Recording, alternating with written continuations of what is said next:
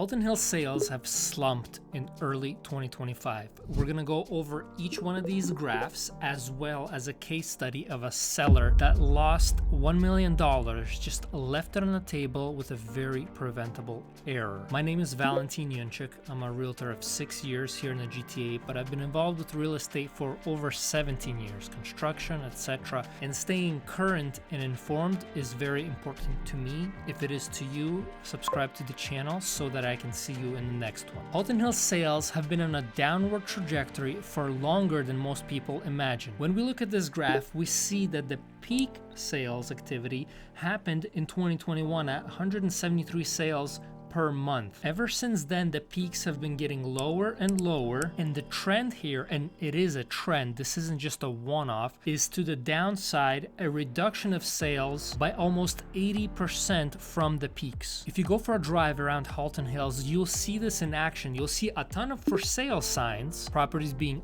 offered for sale, but very few sold signs. This graph here visually shows you the massive shift in the market. You can see that the amount of properties offered for sale was peaking at 109 on a monthly basis during the hottest points of the market, and then suddenly when things shifted, it shifted big time where the bottoms were sitting on what used to be the peaks. Currently, the amount of active listings is fluctuating between 270 per month offered for sale and 120, whereas before it was significantly less than 100 for most of the year. So we have significantly declining sales. Roughly 1/5 is sold now as opposed to what it used to be, and 3 times as much offered for sale than it used to be. It's no wonder then that when we look at this graph, we see the days on market jump from 8 days on market to sell the average property all the way up to 25 days on market. This is why looking at these graphs and this data is so important. You can visually see the numbers instead of just hearing them out loud.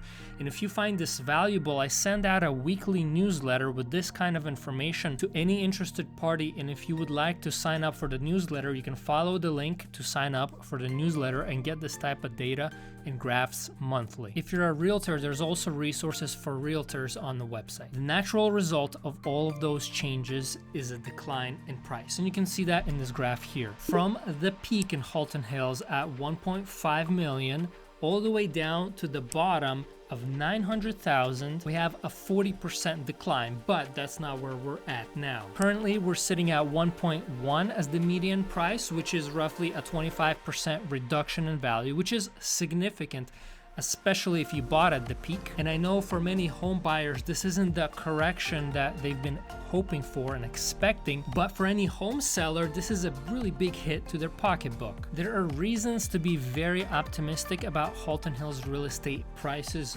in the future, but that's for a different video. You can subscribe to the channel to see it. But as it stands, the average property takes a lot longer to sell, and it sells for significantly less than it did in 2022, which was the peak of the market, which is what most people remember. And now let's go to the $1 million loss. Now, this is a loss that did not have to happen. About 1.5 years ago, I was pricing out a property to list off Trafalgar Road, and I was looking for comparables.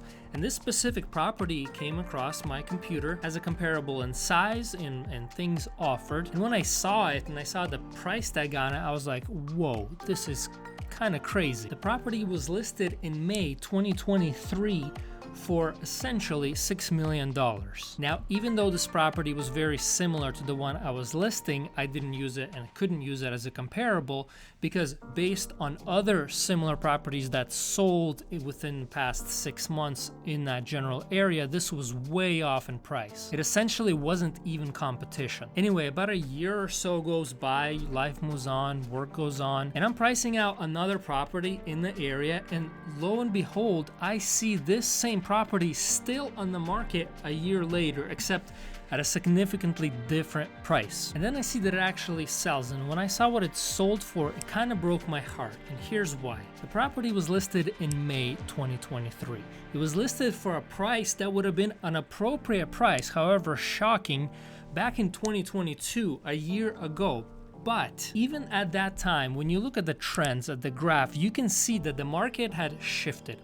It was no longer the market that the seller remembered just a year ago. So listing it in May 2023 at that price goes against all reasonable attempts at interpreting the data in front of you. And we see the results of that decision to go ahead and list it at a price that the markets no longer can support. The property sat and they kept reducing and reducing the price all the way down until they finally got it right almost an entire year later for $2.7 million. When you do a retroactive evaluation at the time of listing, if they had listed it for $3.8 million, they would have very likely sold it because that's what the market was accepting at that point. Now they would have had to make peace with the fact that just a year ago they probably could have gotten 5.5 for it, and now they gotta settle for 3.8. But because they couldn't make peace with that theoretical loss, they had to take a real practical loss a year later, always being behind the market. As the market kept cooling off, they kept adjusting, but they were always adjusting behind. They were never adjusting in front. They never got in front of the trend to make the sale. They were always following it and always at the mercy of hope that maybe someone falls in love with it and pays more than maybe they should. The difference between the 3.8 they could have almost guaranteed have had in their pocket and the 2.7 is that $1 million of real money that could have been theirs. So what went wrong? Well, one of two things by my calculation. Either the seller was living in the past and couldn't let go of the things they could have had they listed it earlier, or they had a C-grade realtor that didn't have the integrity to have a serious conversation with them about what was actually happening in the market and what they needed to do to get it sold. No likelihood it was a combination of both of those factors, but you don't have to be a victim to that. Stay informed, and if you're thinking of making a decision, give me a call.